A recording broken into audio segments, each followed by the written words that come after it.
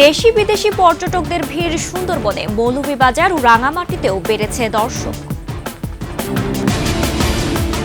মেহেরপুরের সাবেক মন্ত্রীর বাড়িতে শুনশান নীরবতা, ১.৫ দশক পর স্বস্তির ঈদ উদযাপন। বকশিসের উপর চলে গোড় খোদকদের জীবিকা, মানবেতর জীবনযাপন।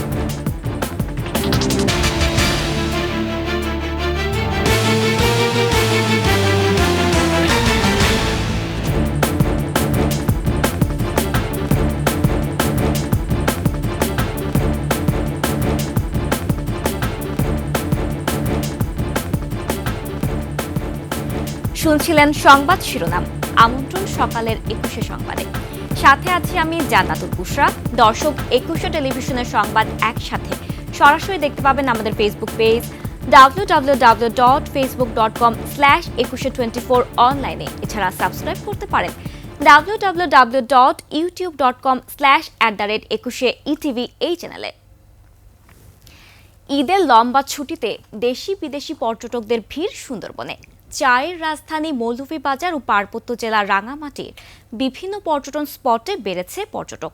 প্রতিনিধিদের তথ্য ছবিতে ডেস্ক রিপোর্ট।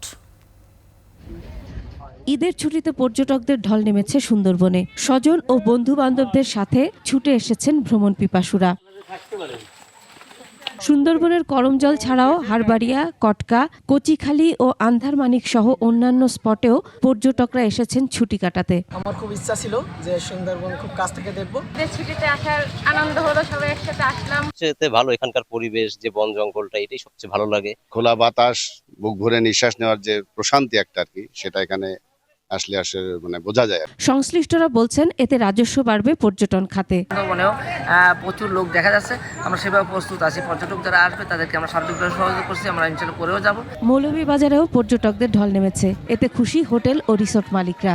ফ্যামিলিরে নিয়ে আসলাম, এই একটু ঘুরলাম, আড্ডা। রাঙামাটির বিভিন্ন পর্যটন কেন্দ্রগুলোতে পর্যটকদের পদচারণায় মুখরিত হয়ে উঠেছে। ভালো লাগছে, এখানে অনেক মজা করতেছি, ঘুরে খুব ভালো লাগলো। যান্ত্রিক জীবন থেকে মুক্তি হয়ে একটা জায়গা ঘুরতে আসাটা, এটাই একটা অন্যরকম মজা। তাপদাহ উপেক্ষা করে প্রকৃতির অপার সৌন্দর্য উপভোগ করছেন ভ্রমণ পিপাসুরা। মাসুম আল ইসা, ডেস্ক রিপোর্ট, ২১শে টেলিভিশন। বিগত ঈদগুলোতে আওয়ামী সরকারের প্রভাবশালী মন্ত্রী ফরহাদ হোসেনের বাড়িতে নেতা কর্মীর ভিড় থাকলেও এবার সেই পরিস্থিতি পাল্টে গেছে। সেটি এখন প্রায় ভুতুরে বাড়ি, চারদিকে শুনশান নীরবতা। অপরদিকে ১.৫ দশক পর স্বস্তির ঈদ উদযাপন করছেন জেলার বিএনপি ও জামায়াত নেতাকর্মীরা। মেহেরপুর প্রতিনিধি ফারুক হোসেনের তথ্য ভিডিওতে ডেস্ক রিপোর্ট। ভুতুরে এই বাড়িটি আওয়ামী লীগ সরকারের প্রভাবশালী মন্ত্রী ফরহাদ হোসেনের। বাড়িটির সামনের অংশ ৫ আগস্ট ছাত্র জনতা ভেঙে দেয়, এখনও পড়ে আছে সেই অবস্থায়। বিভিন্ন মামলায় সাবেক এই মন্ত্রী, তার স্ত্রী সহ পরিবারের বেশিরভাগ সদস্যই এখন কারাগারে, বাকিরা পলাতক।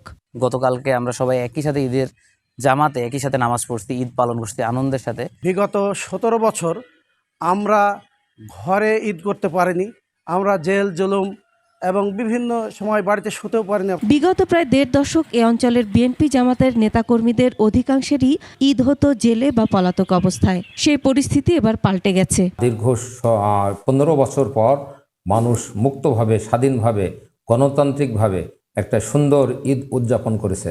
প্রিয় জেলাবাসী, আমরা দীর্ঘদিন পর এবার আনন্দের সাথে ঈদ পালন করতে পারছি। ১৬ বছর পর মুক্ত বাতাসে ঈদ করতে পেরে স্বস্তির নিঃশ্বাস ফেলছেন তারা।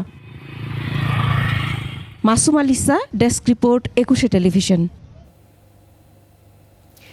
একটি কবর খুললে একজন গোড় খোদক সরকারিভাবে পান মাত্র ১১ টাকা।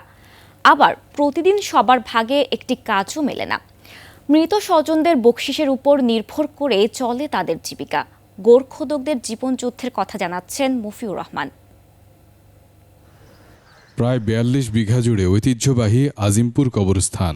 ২ শিফটে কাজ করেন ৬০ জন গোরখোদক। প্রতিদিন গড়ে কবর দেওয়া হয় ১৫ থেকে ২০ জনের। প্রতিটি কবরের জন্য গোরখোদকদের নির্ধারিত ফি মাত্র ১১ টাকা, যা দিয়ে তাদের জীবিকা নির্বাহ প্রায় অসম্ভব। সরকারি রেট আমরা বলতে পারতাম না, আমরা তো সরকারি চাকরি করি না, আমরা তো ঠিকাদার আন্ডারে কাজ করি। খুঁড়ার পরে দেখা যায় যারা খুঁড়ায় ওনারা খুশি হয়ে আমাদেরকে যা দেয় এটাই আমরা বন্টন করি, আমাদের সরকারি কোনো বেতন নাই। ঢাকা দক্ষিণের ঐতিহ্যবাহী এই কবরস্থানে গোরখোদকদের জীবিকা চলে মূলত বকশিসের উপর ভরসা করে। কবর দেখশন করে রাখি, যত্ন করে রাখি, তার জন্য 300-400 এরকম করে খুশি হয়ে দেয়। পাবলিকে যত দেয় মানে খুশি হয়ে যা দেয় তাই আমরা নিয়ে। মৃতদের দাফন সহ নানা সময় জিয়ারত করতে আসা স্বজনদের বকশিসের ওপরই চলে এমন আরও অনেকের সংসার। মফিউর রহমান, একুশে টেলিভিশন, ঢাকা। জুলাই আন্দোলনের সময় সৌদি আরবে গ্রেফতার হওয়া 10 জন প্রবাসী দেশে ফিরেছেন। রাত 1:30টার দিকে সৌদি এয়ারলাইন্সের একটি ফ্লাইটে হজরত শাহজালাল আন্তর্জাতিক বিমানবন্দরে এসে নামেন তারা। গত বছরের 5 আগস্ট ছাত্র জনতার আন্দোলনে তৎকালীন প্রধানমন্ত্রী শেখ হাসিনা ক্ষমতাচ্যুত হলে সেদিন সৌদি আরবে অবস্থানরত বাংলাদেশিরা আনন্দ ও প্রীতিভোজ অনুষ্ঠান করে। সেখান থেকে 12 জনকে আটক করে সৌদি কর্তৃপক্ষ। এরপর 8 মাস জেলখানায় বন্দি জীবন অতিক্রম শেষে দেশে ফিরলেন তারা। পাসপোর্টের মেয়াদ শেষ হওয়া সহ প্রয়োজনীয় কাগজপত্রের জটিলতা থাকায় 2 জন পরে ফিরবেন বলে জানিয়েছেন প্রবাসীরা। দেশে ফেরত প্রবাসীরা বলছেন, সরকার সহ সকলের সহযোগিতায় অনিশ্চিত পরিস্থিতি থেকে মুক্ত হয়েছেন তারা। আমরা এই বিষয়টা জানতাম না যে ঘরোয়াভাবে বাড়ির ভিতরে আয়োজন করাটা অন্যায়, এটার সাথে আমরা জানতাম না। যারা শহীদ হয়েছে তাদের আত্মা মাফির জন্য আমরা এই খাবারের আয়োজনটা করছিলাম। সৌদি আরবে আইন লঙ্ঘন করে নাই, যদিও তারা আমাদেরকে বন্দি করছে, কিন্তু তাদের হচ্ছে আওয়ামী লীগের ছেলেবেলেদের ইন্ধনে ওদের উস্কানিতে আমাদেরকে বন্দি করছে। আমরা প্রত্যেকে এখানে বিজনেসম্যান, আমাদের তো ওই দেশে ঢোকার আর নিষেধাজ্ঞা দিয়ে দিচ্ছে। বাংলাদেশ তত্ত্বাবধায়ক সরকারের অধীনে কাছে আমাদের আবেদন যে আমাদের নিষেধাজ্ঞাটা যেন উঠিয়ে আমরা ওখানে প্রত্যাবর্তন করতে পারি। আমরা আমাদের লক্ষ লক্ষ টাকার মাল সামানা ওখানে করেছি, আমরা সবাই ঠিকাদারি ব্যবসায়ী। আর এরই সাথে শেষ করছি সকালের 21শে সংবাদ। যাবার আগে সংবাদ শিরোনামগুলো আরও একবার। দেশি বিদেশি পর্যটকদের ভিড় সুন্দরবনে, মৌলভীবাজার ও রাঙামাটিতেও বেড়েছে দর্শক। মেহেরপুরের সাবেক মন্ত্রীর বাড়িতে শুনশান নীরবতা, 1.5 দশক পর স্বস্তির ঈদ উদযাপন। বকশিসের উপর চলে গোরখোদকদের জীবিকা, মানবেতর জীবনযাপন।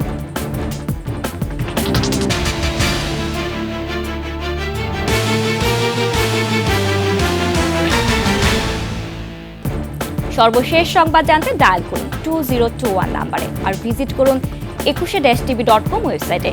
ফেসবুকে ভিজিট করতে পারেন www.facebook.com/2124 অনলাইনে। এছাড়া সাবস্ক্রাইব করতে পারেন www.youtube.com/@21etv চ্যানেলে। এতক্ষণ সঙ্গে থাকার জন্য ধন্যবাদ। পরবর্তী সংবাদ সকাল 9টায় দেখার আমন্ত্রণ রইল। 21-এর সাথেই থাকুন।